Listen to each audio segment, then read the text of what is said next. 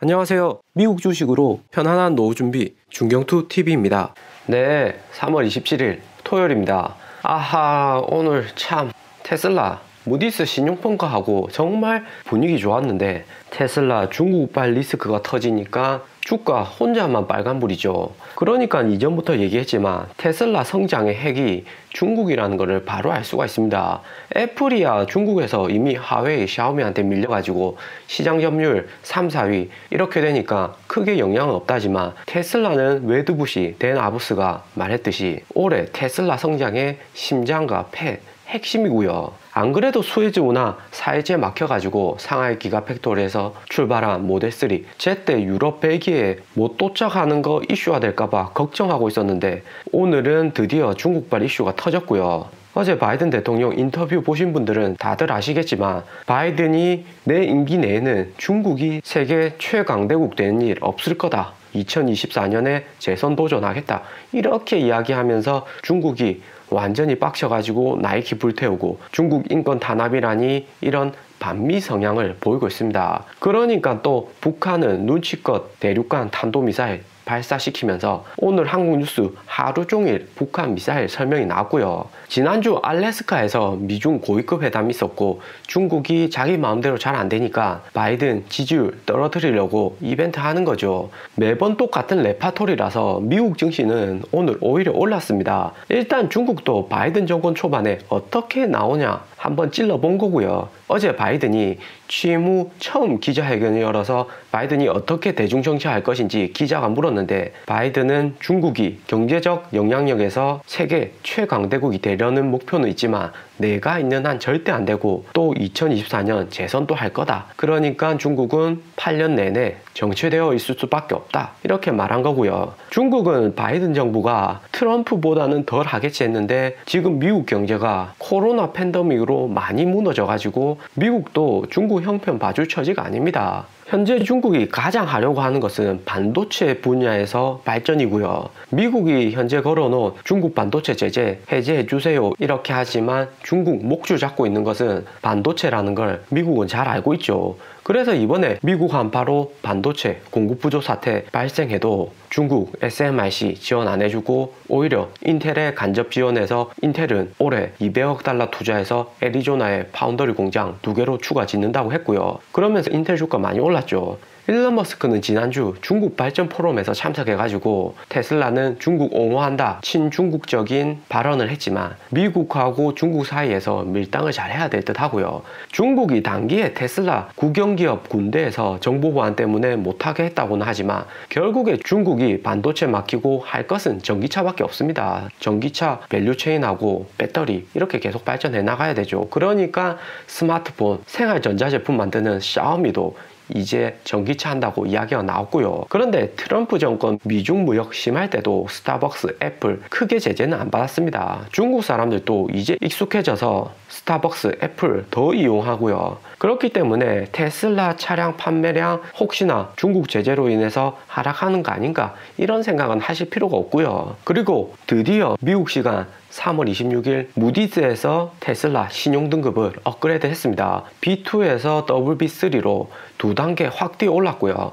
역시 테슬라 대단하죠. 현금도 풍부하고 차도 잘 팔리니까 한 단계 오르기도 어려운데 2단계씩 뛰어 올랐고요. 다른 나스닥 기업들 보면 오르기는커녕 만년 적자에 신용도 떨어지는 회사도 많습니다. 그런데 테슬라가 이번에 이렇게 또 신용도가 올라가면 회사채 발행이나 대출할 때 대출이자 싸게 지불할 수 있는 거고요. 앞으로 투자 등급이 더 올라가면 투자 적격 단계로 들어가고 유럽, 중국, 인도, 글로벌에서 보수적인 공적 연기금들 테슬라 투자를 더 늘릴 수가 있습니다. S&P는 작년 12월 17일에 테슬라 WB 등급으로 업그레이드 했는데 무디스는 올해 2월에 한다고 예정했다가 테슬라 주가 2월, 3월 조금씩 떨어지니까 미루고 미뤄서 3월 말, 4월 다 돼서 2단계 올린 거고요. 무디스가 이번에 테슬라 등급을 올린 가장 핵심은 테슬라 자동차 사업의 수익성이 앞으로 더 나아질 것이다 전망을 했고요. 중국에서 가격을 올리고 앞으로 나올 바이든 크레딧까지 생각하면 테슬라가 올해 더 마진이 증가하겠다 생각하는 거고요. 그리고 테슬라 배터리 사업도 잘하고 있고 글로벌 시장 확대, 인도에도 공장 짓는다 하고 기가 베를린 이제 석 달만 지나면 완공하고요. 이런 테슬라의 건전한 유동성을 기반으로 신용등급 상승에 반영한다고 했습니다. 테슬라의 전망에서 가장 긍정적인 부분은 테슬라의 선도적 위치, 전기차 업계에서 이미 10년 넘는 기술력을 축적한 기업이라서 기술력이나 판매량에서는 압도적이다 이렇게 얘기하는 거고요. 여기에 더해서 19빌리언 대규모 현금을 보유하고 있고 비트코인을 포함하면 21빌리언 정도 되는 거죠. S&P나 무디스, 피치 이런 신용평가사에서 평가하는 기준은 항상 보수적입니다. 테슬라가 지금 시가총액이 12 정도인데 아직까지 투자 적격 단계가 아니고 정크로 분류하는 것은 신용평가사들이 팩트, 현금, 시장 점유율 이런 것을 핵심으로 평가한다는 얘기가 되고요. 무디스 같은 신용평가사에서 평가를 했는데 만약에 기업에 부실이 생겼다. 그러면 무디스 신용평가 믿고 투자했는데 오류 생긴 거니까 신용평가사들은 최대한 안전하고 보수적으로 평가를 하고 있습니다. 이제 테슬라는 S&P에서는 2단계만 더 오르면 투자 적격 단계로 들어서는 거고요. 그러면 더 이상 정크 주식이나 리스크 큰 기업이다 이런 이야기가 들을 필요가 없습니다. 글로벌 연기금 애플처럼 쭉쭉 들어오면서 대박 나는 거고요. S&P가 작년에 12월 17일에 테슬라 신용등급을 상승시켰고 4분기 어닝 전에 했기 때문에 이번에 1분기에 실적 제대로만 나와주면 테슬라 충분히 더 상승할 수 있습니다. 그렇게 되면 워렌 버핏도 전기차를 좋아하기 때문에 일론 머스크한테 전화 걸어서 일론 머스크 밥 한 끼 먹자 이렇게 얘기가 되는 거죠. 워렌 버핏이 테슬라 투자 망설이는 것은 전기차를 몰라서가 아닙니다. 중국 BYD 전기차도 2008년부터 계속 투자하고 있었죠. 그러니까 테슬라가 신용등급 더 올라가면 워렌 버핏이 투자 안 할 리가 없습니다. 올해 안에 반드시 워렌 버핏, 일론 머스크 투샷 사진을 볼 수 있을 듯 하고요.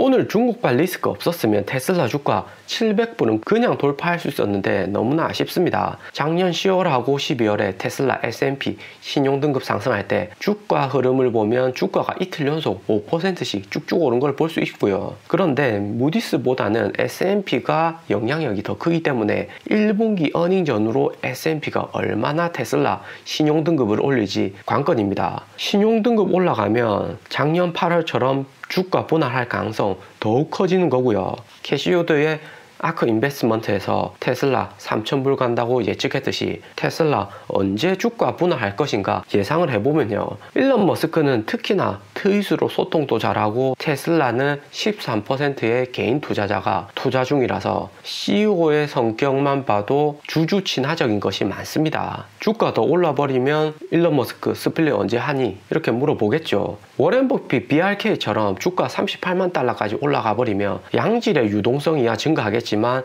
개인 투자자들 한 사람 한 사람 모두가 테슬라를 보유하기는 힘들어지고요. 워렌 버핏이 주가 40만 달러 다 되게 분할 안 하는 것은 주가가 낮아지면 누구나 한 주씩이라도 부담 없이 애플처럼 120달러 이렇게 살 수는 있지만 소액 투자자, 개인 투자자들이 늘어나는 거고요. 그렇게 되면 변동성이 좀 심해지는 겁니다. 그런데 요즘은 주식을 쪼개서도 살 수 있기 때문에 주가가 크고 작고는 크게 의미가 없고요.